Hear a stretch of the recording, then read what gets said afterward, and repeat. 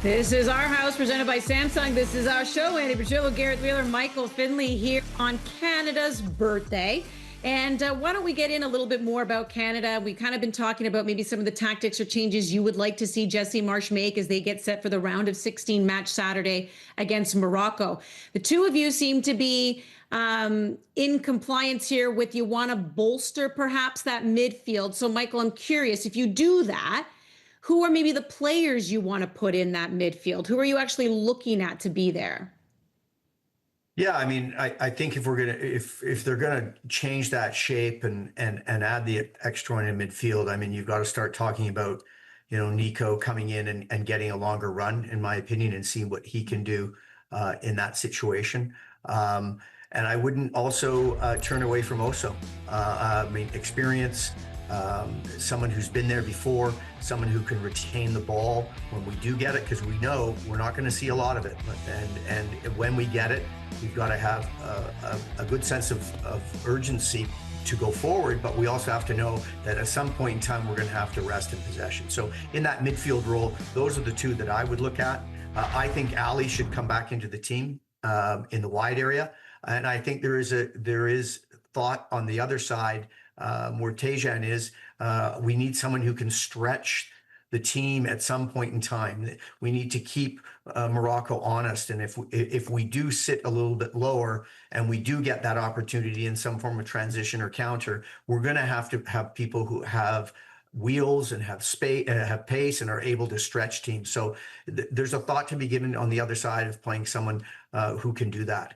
And then you need to have those players be able to work together with that third midfielder in terms of, as we said earlier, their defensive responsibilities. But the ones I'm looking at are Nico coming back in the team, potentially Oso, and I think Ali should be back in the team. Interesting. Tejan, I really considered that as well, because this is not being the best stretch of games for Tejan Buchanan as a member of Canada. If Alphonso Davies was healthy, if he was fit, if he could play anywhere close to 90 minutes, I'd put him on left back, and I'd probably put Richie Larea up on that right-hand side in front of Alistair Johnston to bolster for this game. But Davies just, we have no indication that he's there right now. So yeah. I'll leave Tejan alone, because he is one of the few difference makers or potential difference makers in this Canada team. For me, for this game, if I'm Jesse Marsch, I make 3 changes, and I'll be very clear on them. Starting at the back, I bring back in Luc de Fougerolles. Look, Moise Bombito, it was great that he got through 58 minutes, but he was rarely tested, maybe once or twice in the game. I mean, this is going to be high intensity. His fitness needs to be there.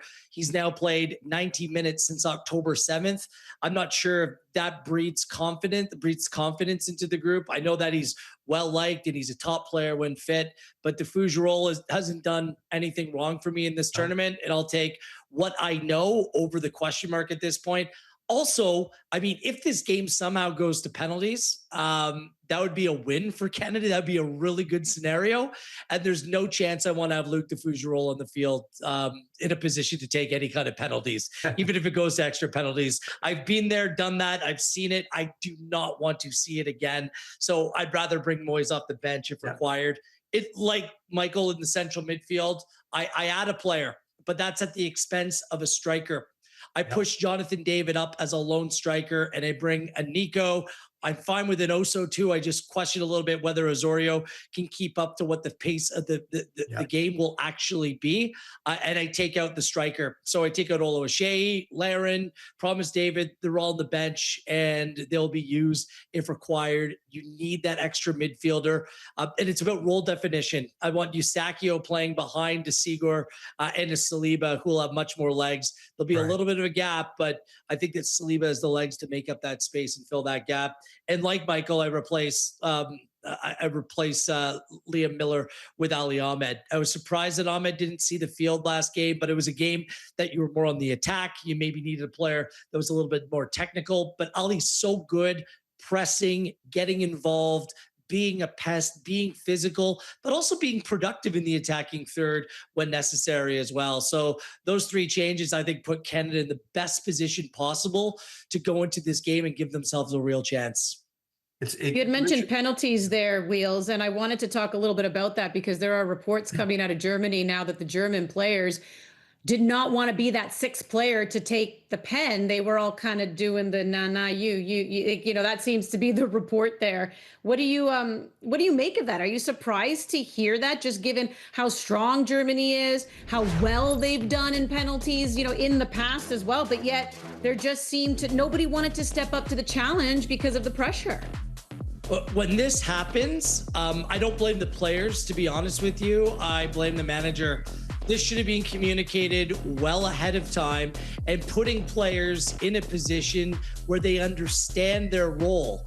For me, Julian Nagelsmann completely butchered his substitution patterns, leading to the penalties. But Germany were in control of the game, and still you have players like Anton and defender, much more defensive-minded players, and you didn't have attacking players who were capable of taking penalties. There was 3 attacking changes, all like for like, and you left attacking players on the bench who probably would have been more suited towards taking a penalty. So I blame the manager. I think the same scenario goes to Ronald Koeman. I just don't think that they had enough players who are really good in terms of penalty takers able to step up and take one. So part of the preparation for managers, and Michael can speak to this more, if you're in a position where penalties are looming, you need to make sure that your best penalty takers, or a number of them, more than 5 are on the field, that you have confidence in, that can go out and take them. And I just don't think either the Netherlands or the Germans handled the situation in the build up to the penalties anywhere near enough.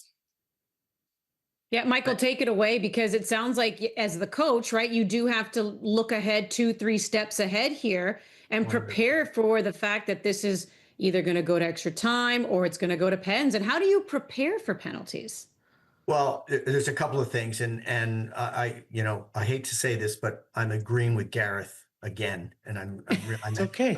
I'm having trouble. And I'm right, Michael. I'm right. I'm having trouble with this, people. No. It's very hot outside. Maybe you have some heat stroke. That's a good reason.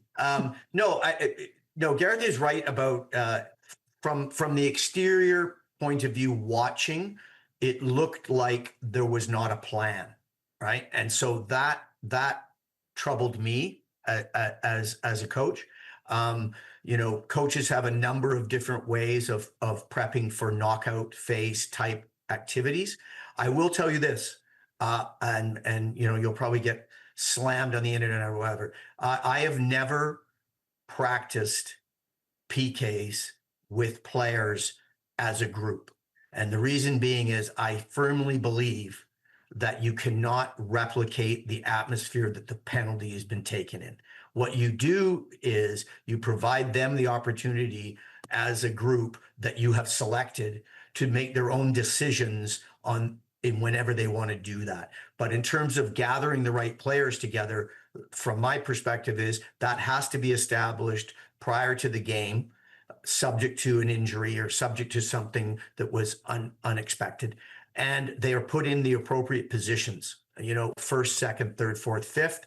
After that, you're starting to go down the list. And what I find interesting is how teams have so many different ways of applying them. Do you put the best penalty taker first, last, in the middle, whatever? So everyone has their own way. But one thing for sure is, I will say, I do not believe you can replicate the atmosphere that those players, for example, in Monterrey had the other night. You just can't. So you're not dealing with them in terms of, okay, let's go and train penalties. You're going to train what their decision making is. Do not change your mind. Stay to the program. The one who's really trained well is the goalkeeper, because the goalkeeper themselves isn't really expected to save these penalties. If you can get one out of them, you're going to do well. And that's why keepers today, you see a lot of them using their water bottles and seeing how players have taken penalties. So their process is much more in depth in preparation than the actual players taking them.